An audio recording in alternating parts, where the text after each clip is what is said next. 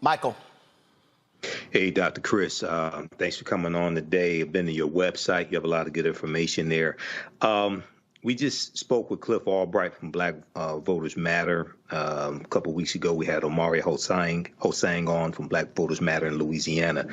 How can we create and increase a Black political infrastructure that can message to African Americans, educate us politically, educate us on the issues, the policies, and help turn out the African American vote?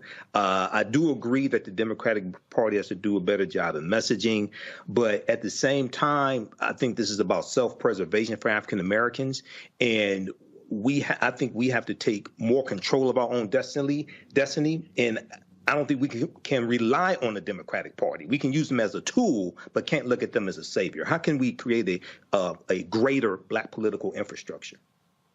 I think that's a great question, and something that clearly we've been struggling with for decades now, how to create some sort of infrastructure that's self-sufficient and that doesn't rely on the Democratic Party or any party, therefore, to win elections or to pass legislation. To me, the first step is education, and to really civic education and an understanding of politics and the importance of politics in people's lives. From our focus groups, from our research, we found that most people see politics as a periphery issue, and that there's things such as paying rent, getting to work, getting their kids to school, dealing with healthcare issues, right, that they don't necessarily see as inherently political, but more as everyday survival issues that take up most of their attention. And so in order to move towards a system of infrastructure within the Black community where we have sort of community level support, individual level support that doesn't rely upon these political parties, we have to continue to find ways to educate people and to push people into a politicization that in which they believe that politics is just an essential part of the house that they're dealing with. We kind of have unique tools that have come about in the last five or 10 years, right? We have social media now and ways to telecommunicate with people that we've never had before. And so I think we need to continue to experiment with these and find creative ways to use the limited funding that many of our community organizations have to reach as many people as possible and sort of inform them of the importance of politics and building networks and building channels and organizations that bring people together with an understanding that politics needs to something that they consider as an important element of their everyday life, and it's intertwined with everything they do. But again, this is not like I'm trying to be careful here and not talk about it as something simple, right? That we should have done already. It's a very, very difficult hill to climb, and it's probably going to take a sort of nationwide organization to do it. And we've seen a little bit of that, right, in the wake of Trayvon Martin and some of the police killings over the last decade, the way that social media and the internet and some of these new technologies can be used to mobilize people, but there's still a gap between getting the information to people and actually building that infrastructure, right? Infrastructure similar to what we see maybe in a civil rights movement, right, where it was necessary to go door to door and to talk to people. And so we kind of have to rely upon some of these old tactics of bringing people together, along with possibly using some of the new technology we have. But again, it's a really great question and another tough answer, right? None of these are easy questions. Well, before I go to Omakongo, I'm going to speak to that, and this is what is going to have to take. It is, and again, let me be very clear. We're going to have to sit here, and we're going to go back to the other shot. We're going to have to sit here and be very clear. We have to actually put a number to it and get Black folks to understand that this shit ain't free. Let me say it. Let me say this again for all the folk who are watching, listening. The shit ain't free. The work ain't free. And so the work that Christopher's doing, the work that Cliff Albright and Black Voters Matter and Latasha Brown, the work that Georgia Stand Up, all these different groups, the work that this stuff ain't free. And so it's a lot of people who spend their time out there talking about we need this and we need that and we need this and we should be doing that and we should be doing this here. And I'm sure Christopher, he hears all this sort of stuff. And then you're sitting there going, okay, but are you putting your money where your mouth is? And so that is what it takes. I have said to folks on this show, hey, stop sending money to candidates and the parties and send it to third-party groups, because you know the money's going to get on the ground what is actually needed. Because I'm going to say it again, and this is the problem. And we're going to talk about it in our next segment. Christopher, you know this here. These white consultants, they want to dump everything on television. Bring up Christopher, y'all. Come on, please. They want to dump everything on television. They want to keep putting everything on television, and it reaches a point where you have total saturation. And the reality is people are like, man, turn that crap off. Turn it off. Turn it off. You have to put money on the ground. You have to look at the numbers and then go, okay, and as your research shows, okay, in this particular state, in this region of the state, inside of this region of the state, this is what this city and town did. And now that I'm breaking down the city and town, now I'm breaking down the precincts in that city and town. So now it's, oh, okay, this precinct here had 1,000 eligible voters, but only 120 actually voted.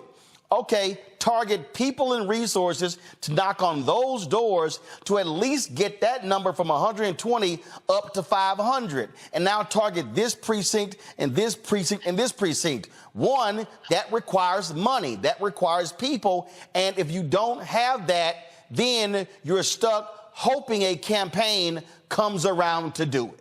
All right, folks, the recent Louisiana primary shows black folks are simply not showing up at the polls like they did when Barack Obama ran for president in 2008. That's no shock. The reality is many people expected that. But if you look at 2010, 12, 14, 16, 18, 20, 2022, you've seen that number go down. My next guest has been researching why mobilizing black voter post-Obama has been so difficult. Joining me from Sacramento, California is Christopher Towler, the director of the Black Voter Project and co-founder of Black Insights Research. Victor, glad to have you on the show. What's the top points of your research? So, as you mentioned, it's no surprise black turnout is down and has been down since 2012. I have a slide that shows really the drop in voter turnout over the last 10 years now it's been. So from 2012 to 2016, we've seen differences in upwards of 6% voter turnout nationally, and even larger differences across some of the most important battleground states. And those differences continue to persist from 2016 to 2020. And this comes from data from the Center for American Progress, suggesting that there's a ways to go to get black folk out to the polls at the same rates as they were during the Obama administration, and the Democrats are falling behind there. Another slide that I brought shows that this coming election in 2024, there are some significant gains to be made across congressional districts now. Looking at Democrats regaining the House here, there are significant districts with large percent African American that are swing districts, right? And here you see in North Carolina, New York, Ohio, districts that are going to go, suggested to go one way or another, Democrat or Republican, just by a few points here. And then we look at Louisiana, right, which we were just talking about, another swing district there that's over 30% black. So there's a lot that can be done, but the Democrats really aren't doing what needs to be done or haven't in the last decade or so. The research that I've conducted is looking at ways to get Democrats out to the polls, one of which being to really identify the threats to democracy, the threats to racial progress. In this case, it's going to be Donald Trump. It's going to be the MAGA Republicans. It might even be some of these institutions that have now seemed to turn against racial progress in the black community, specifically the Supreme Court, possibly even police, institutions of law enforcement. And my research suggests that identifying these institutions as a threat to the community is one of the most significant ways to get black folks to care about politics, to feel it's important to turn out to politics, and to get out there and vote. So again, when you begin to unpack this here, and I'm going to throw this out, and this is obviously going to tick off some of our people, but they'll get the hell over it. And I've been saying this for a very long time here. When Obama ran in 2008, he did not need the political infrastructure that had been in place in the Democratic Party since Reverend Jackson's run in 84 and 88. In 1988, Reverend Jackson, at his insistence, with the installation of Ron Brown as DNC chair, with the work of the late Dr. Ron Walters, with the work of Harold Ickes and others, they actually created an infrastructure that was in place, a funding infrastructure, you name it. Well, Obama runs, he doesn't need it.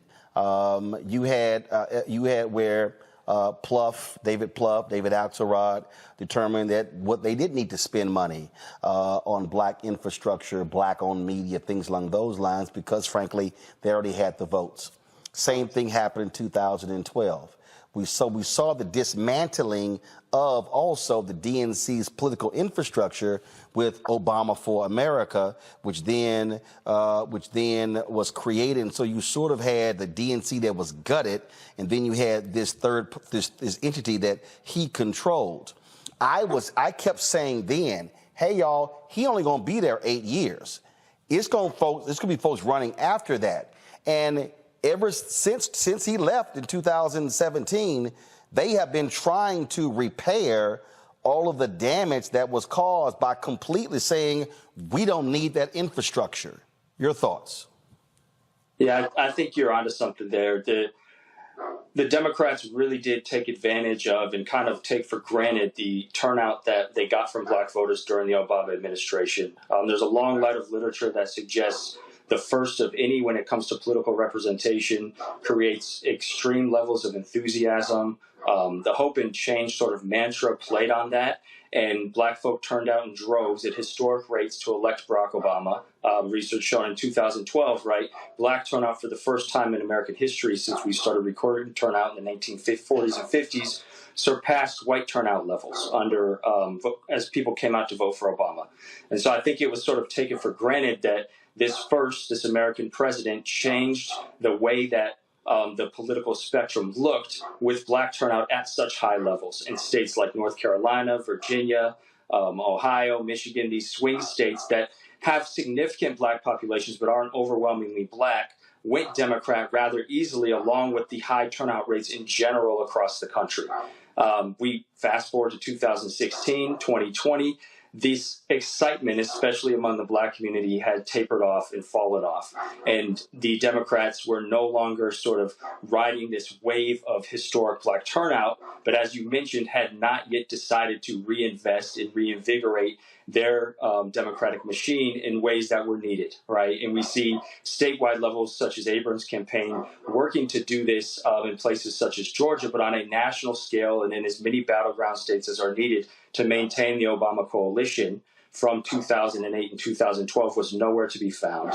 And it's really not going to be found again, because who knows when we're going to have another candidate that we can consider a first, maybe possibly a black woman candidate that will inspire the black community in similar ways. But here's the deal, and I'll say this here. I have been very clear on this, and again, I've been saying this for years. And that is, if anybody who's black running, they cannot use the exact same playbook that Obama used. And here's what I mean by that. There was a 9-point gap between black men and black women in Obama's reelection with Romney in 2012. That was some dissatisfaction there.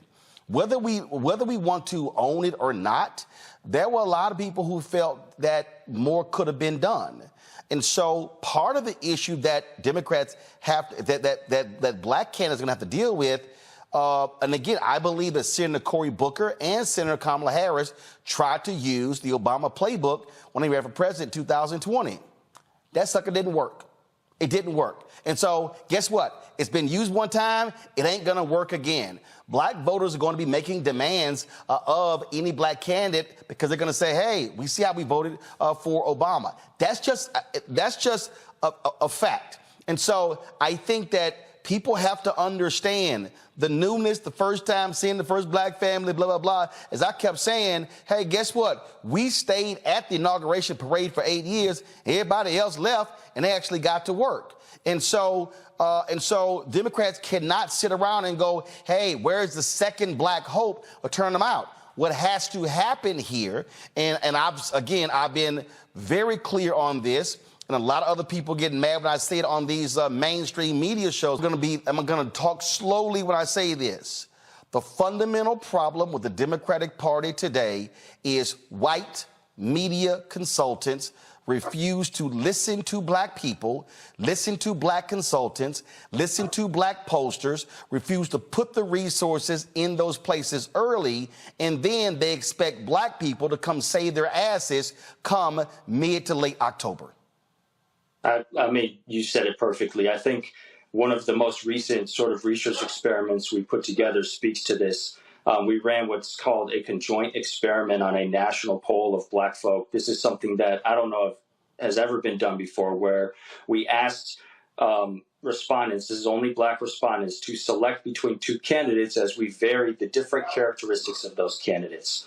And so if the last slide, I brought some slides, the last slide could be put up. What we found is that of those candidates, here are sort of the characteristics that were shown to be the most important when it came to selecting a candidate for black respondents on a national poll, right?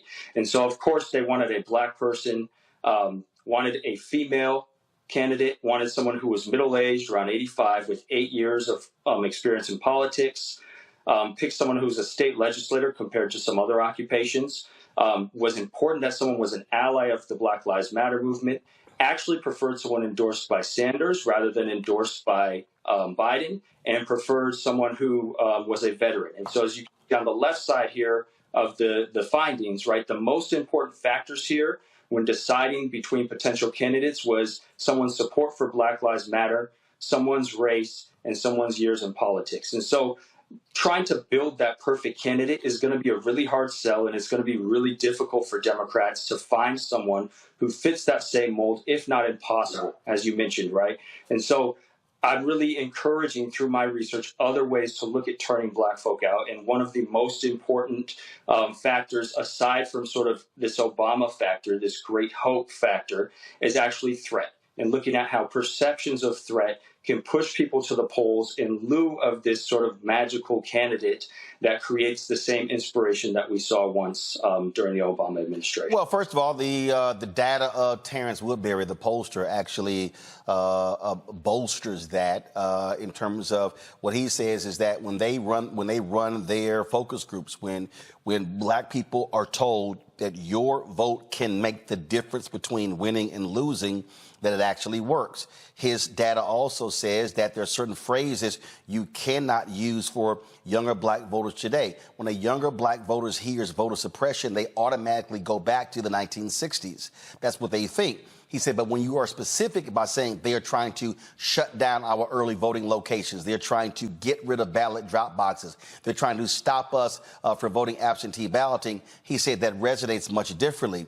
But I want to stay on this whole point about the white consultants, because we have experience with that. We have experience when we tried to put in our plans in 2016, 2020, and the white consultants wanted to give us a pittance of the money. And in fact, what happened in 2020, as opposed to giving us advertising money in the Warnock and Ossoff runoff, this is the DSCC, controlled by Senator Chuck Schumer, they actually gave us money from the celebrity influencer budget. And so we were like, I'm sorry. And other African Americans said, wait a minute, Roland has a media company. This is a media company. This is not a celebrity influencer. But what happens, if people need to understand the nuts and bolts, those white consultants, especially the media people, they make their money off of TV buys. And so they don't want that money to go in a ground game and non-television, because that's less money goes in their pockets. And when the election is over and the candidate loses, they just go on to the next campaign to make more millions. And so there has to be a true reckoning, I believe, not just, and this is all the mistake that people keep making. What Jamie doing? People don't realize today the DNC does not take in a lot of money. The reality today with super PACs and things along those lines, DNC is taking in less money. So he's not controlling this apparatus. We're talking about the Democratic National Committee, the Democratic Governors Association, the Democratic Congressional Campaign Committee, the Democratic Senatorial Campaign Committee. We're talking about American Priorities, all of those PACs. We're talking Emily's List. We're talking the environmental lobby. We're talking all of these groups where the billions are being spent. The fact of the matter is, very few of them, including the pro-choice folks, a lot of them are not making black folks a primary priority and putting the resources behind it. They're paying lip service, and that's why you see the turnout that you're seeing. I agree. I think that making black folks a priority in more than just sort of this ancillary spending is gonna have to take place for Democrats to have the same wins and gains that they expect or that they want, and that we saw during 2008, 2012 elections and the midterms there between. When you talked about some of these other pollsters and some of the findings they have, and as their work sometimes falls back into these traditional tropes of, well, if we just tell people what the Democrats are doing and we explain to them that their Democrats are working to their benefit, they will turn out and vote. And there has been some evidence that that's the case. But when we conducted our own focus groups, we found that especially among low propensity voters, or the black voters that are the hardest to turn out, they have very little faith in the Democratic Party at all. They hardly recognize Democratic leaders, even black Democratic leaders, and have low levels of political information. But the one topic that resonates the most with them is the Republicans, is Trump, is MAGA, is the threat that the GOP has. This is what got them out of their chairs, got them talking, got them interested in politics again. And so, from my own research and from the research that I've done with my firms and with my polling project, we're really pushing away from sort of these traditional, well, we just have to sell people on the Democratic Party right now, especially for black folk. That's not shown to be productive. No. We have to push people towards, okay, if you don't vote, if you don't turn out and vote, and specifically vote for Democrats, the outcome that Republicans are going to put in place, something that we're kind of seeing in Louisiana after the recent election there, is going to be far worse than you ever imagined. Right, and that's what I call connecting the dots. And I try to spend a lot of time walking people through policy decisions. This is what the policies are going to look like if a Republican House is in charge, a Senate, or in the Oval Office compared to when there's a Democrat. And again, I tell people, I don't fall in love with candidates. I fall in love with policies.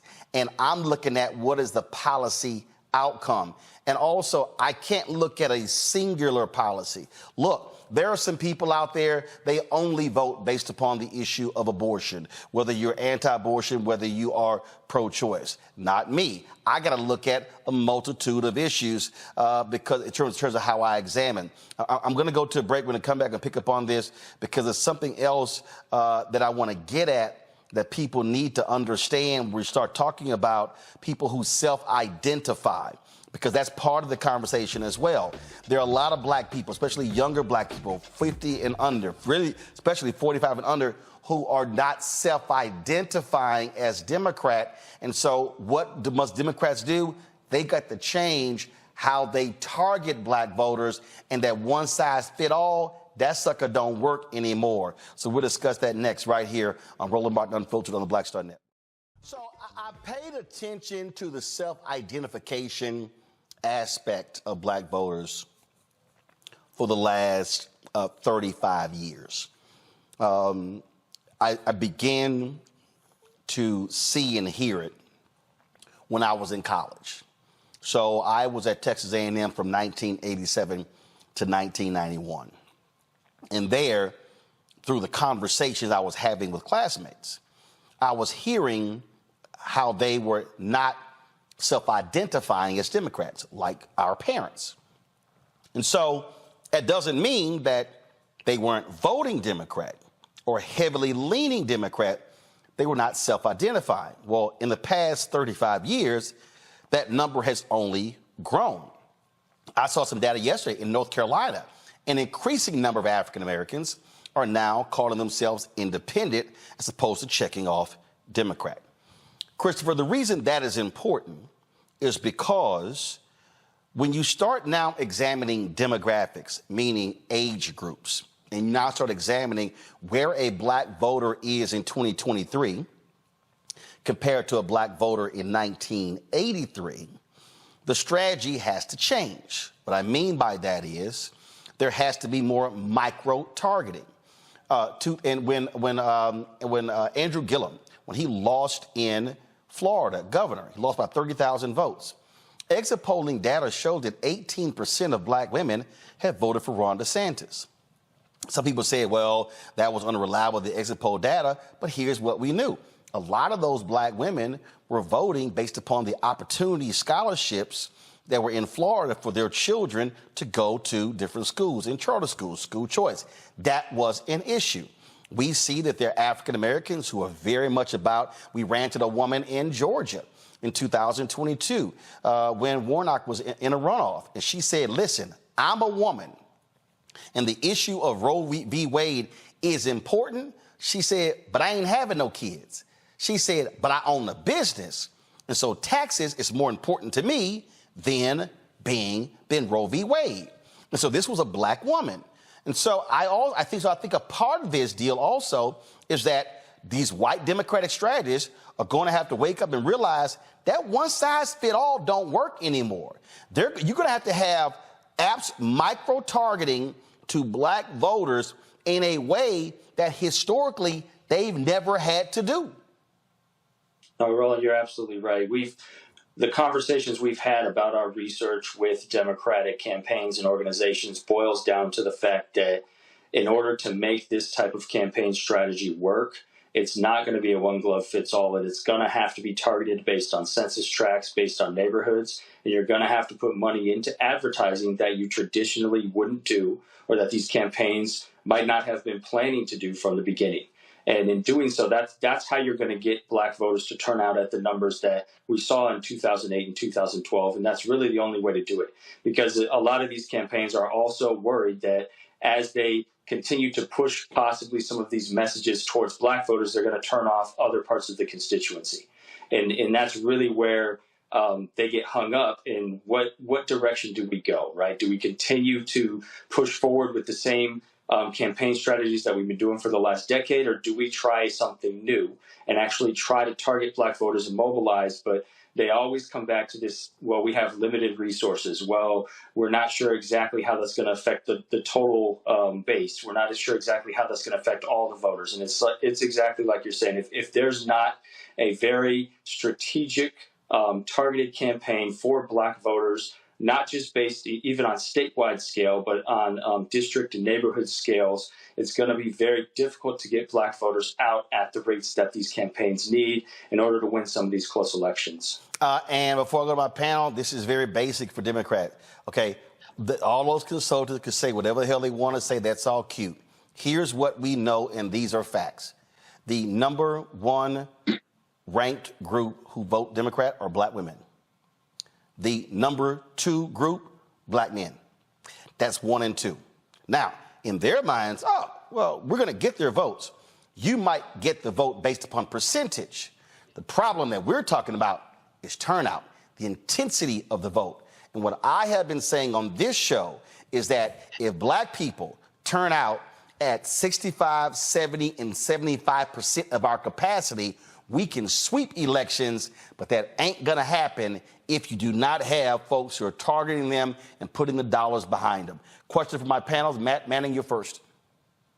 Yeah, so the question I had for you was particularly about political trust and alienation. I know one of the things that you've looked at in your data is that issue, is political trust. And that to me seems to be the seminal issue here, no matter how people identify as Republicans or Democrats.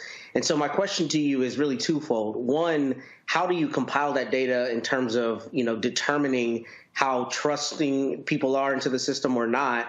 And secondly, what is your suggestion in terms of messaging, particularly for Democrats, on how people can have a greater trust, black people have a greater trust in the system and therefore a greater buy-in, particularly when it comes to things like nonpartisan races? Because a lot of times on the local level, your local city council person doesn't even declare a party, right? And they're the one who has the most immediate effect on your life in terms of filling the pothole at the end of the street. So how do y'all address the political trust and alienation issue in your data? That's a great question. We've been looking at trust and alienation for probably about 10 years now, because we consider it also something essential to understanding Black politics. When it comes to trust, we really break it down into what's called specific and diffuse trust, where specific trust is trust in sort of the temporary political figures, political symbols, what's going on in politics at that moment, where diffuse trust is really this broader trust in systems and in institutions. And for Black, over time, we've shown we know that diffuse trust is always relatively low compared to other groups, just because of the history of discrimination and oppression that Black folk have lived through. And so it's always been a struggle to get that level of diffuse trust up. However, our research and other research suggests that trust can be built, specific and diffuse trust, through representation that looks like the community and through substantive policy gains. However, it's going to be very difficult to get that type of representation and to achieve policy gains for the Black community with turnout not at historic rates, at these levels that we're talking about, right? And so that's why we continue to push forward. Well, if long-term we really want to build trust, we have to understand that there needs to be a very committed campaign to turning out Black voters that's looking at new and unique strategies to do so, especially after the Obama era, because the only way that we're going to regain this trust in the system and sort of rebuild allegiance to a system that many Black folks see as oppositional is by showing them that they can win races, they can be represented by people that they believe in, that they look like, and those people can then turn around and pass policy, create legislation that substantively benefits them in the long haul. And so, that's kind of our short and long when it comes to trust and alienation. But we absolutely agree this is a central issue to Black politics and something that we've been researching for a while. Michael. Hey, Dr. Chris, thanks for coming on today. I've been to your website. You have a lot of good information there. We just spoke with Cliff Albright from Black Voters Matter. A couple of weeks ago, we had Omari Hosang on from Black Voters Matter in Louisiana. How can we create and increase a Black political infrastructure that can message to African Americans, educate us politically, educate us on the issues, the policies, and help turn out the African American vote? I do agree that the Democratic Party has to do a better job of messaging, but at the same time, I think this is about self-preservation for African Americans, and I think we have to take more control of our own destiny, and I don't think we can rely on the Democratic Party. We can use them as a tool, but can't look at them as a savior. How can we create a greater Black political infrastructure? I think that's a great question, and something that clearly we've been struggling with for decades now, how to create some sort of infrastructure that's self-sufficient and that doesn't rely on the Democratic Party or any party, therefore, to win elections or to pass legislation. To me, the first step is education, and to really civic education and an understanding of politics and the importance of politics in people's lives. From our focus groups, from our research, we found that most people see politics as a periphery issue, and that there's things such as paying rent, getting to work, getting their kids to school, dealing with healthcare issues, right, that they don't necessarily see as inherently political, but more as everyday survival issues that take up most of their attention. And so in order to move towards a system of infrastructure within the Black community where we have sort of community level support, individual level support that doesn't rely upon these political parties, we have to continue to find ways to educate people and to push people into a politicization that in which they believe that politics is just an essential part of the house that they're dealing with.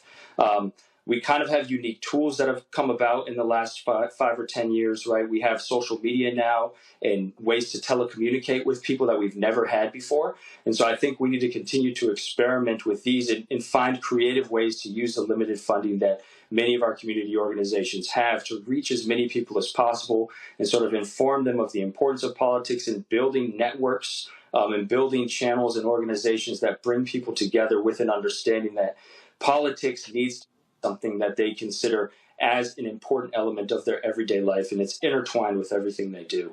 But again, this is not like I'm trying to be careful here and not talk about it as something simple, right? That we should have done already. It's a very, very difficult hill to climb, and it's probably going to take a sort of nationwide organization to do it. And we've seen a little bit of that, right, in the wake of Trayvon Martin and some of the police killings over the last decade. The way that social media and the internet and some of these new technologies can be used to mobilize people, but there's still a gap between getting the information to people and actually building that infrastructure, right? Infrastructure similar to what we see maybe in a civil rights movement, right? Where it was necessary to go door to door and to talk to people.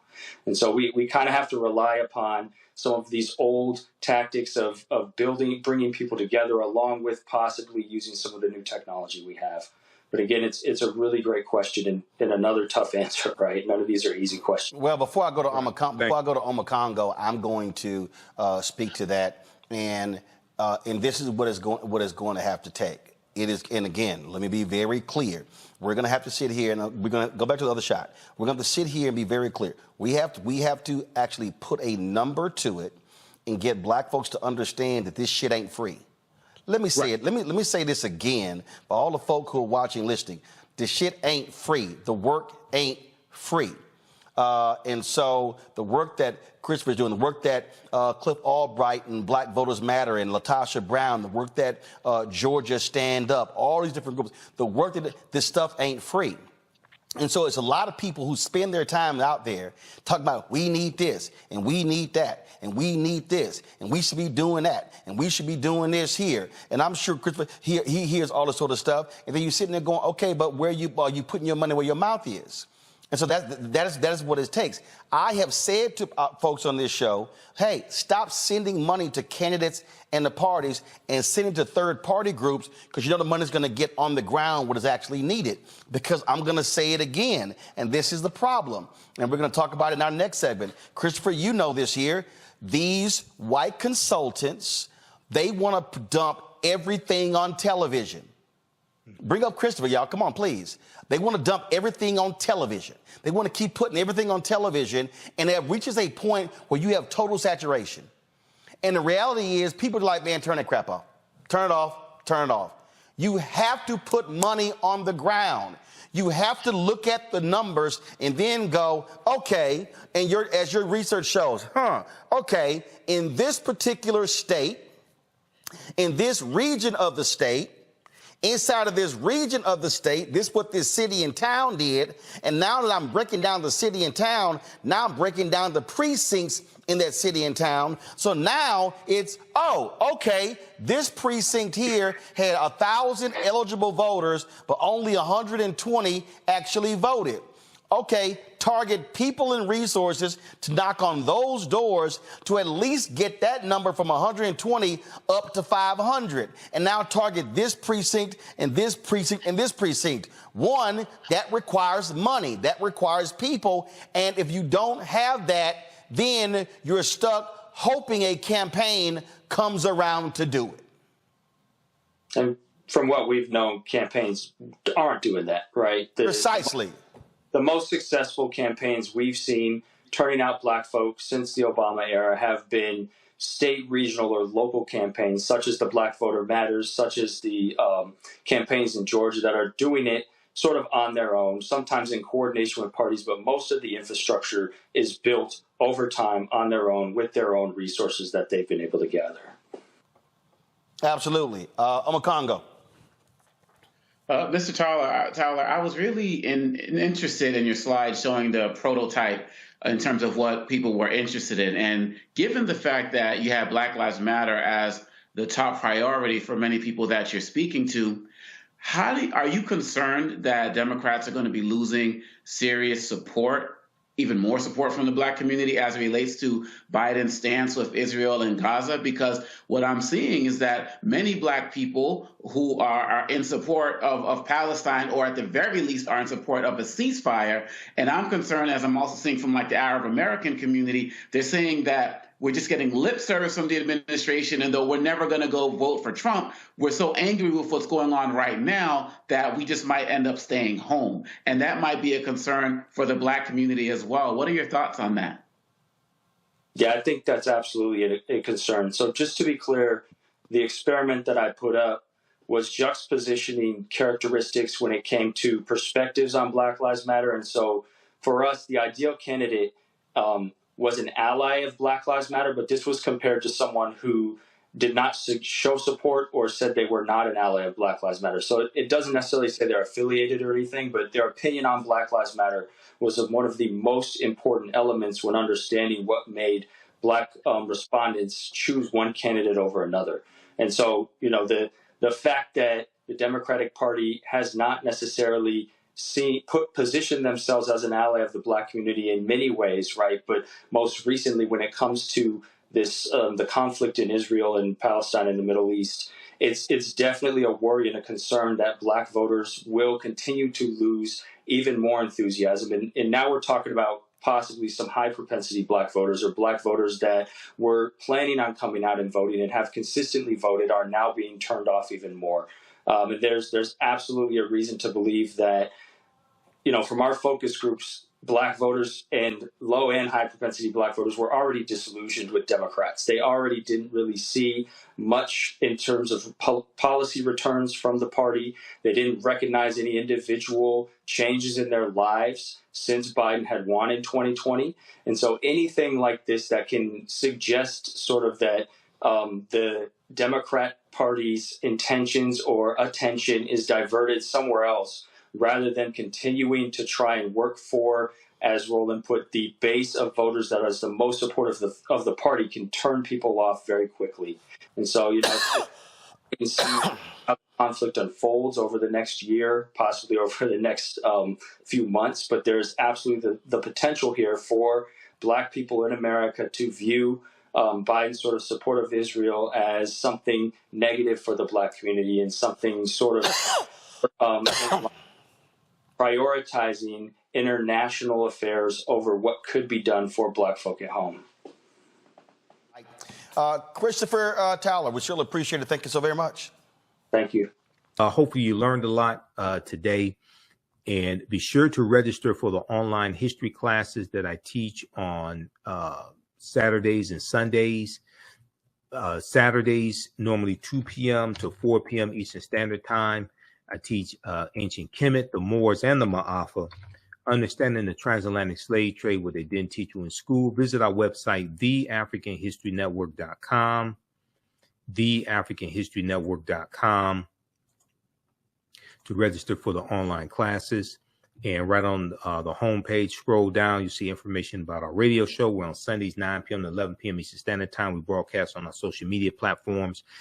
My class is Ancient Kemet, one of the original names for Egypt, the Moors, and the Ma'afa, understanding the transatlantic slave trade, what they didn't teach you in school. We deal with thousands of years of history and what leads up to the transatlantic slave trade taking place, okay? So you can join us Saturday, October 7th and 14th, and 21st and 28th, 2 p.m. to 4 p.m. Eastern Standard Time. We have a couple of videos here you can watch as well to the previews. The class is on sale $80, regularly $130. We do the sessions live. All the sessions are archived and recorded. Actually, we dropped the price to $60. So on sale $60, regularly $130. We do the sessions live. All the sessions are archived and recorded. You can go back and watch them anytime, okay? So even after the class is over with, you still have access. So a year from now, 2 years from now, you can go back and watch the entire course. Sundays, I teach Black resistance movements from the Haitian Revolution, U.S. Civil War, Civil Rights Movement, and Black Power Movement, 1800 to 1968. So we're going to have another session of this class coming up October 14th, okay? Sunday, October 15th. We'll have another session of this class coming up Sunday, October 15th. So as soon as you register, you can go watch the previous classes. This class is on sale $40. As soon as you register, you can go back and watch the previous classes, and you'll be ready to join us Sunday, October 15th. Also, if you'd like to stop it for information, you can support the African History Network, $, the AHN show through Cash App, $, the AHN show through Cash App, also through PayPal, paypal.me/the AHN show. This helps us keep doing the research, stay on the air, keep broadcasting, pay some of the bills. All right, we have to get out of here. Remember, right now is corrects wrong behavior. It's not over till we win. Wakanda forever. And we'll talk to you next time. Peace. Is your child struggling with reading, writing, learning loss, and a culturally irrelevant curriculum? Do you want your child to be outstanding at reading and writing and also take pride in their culture? Then you want Reading Revolution Online. Reading Revolution Online is a web-based reading support program. We serve scholars in grades K through 8, and through our innovative approach, we help them build reading confidence and cultural identity development, equipping them for success in school and life. They learn about Black heroes and sheroes through captioned videos, reading selections, and other activities. Reading Revolution Online is an experience for the whole family. Do it for the culture. Go to readingrevolution.org and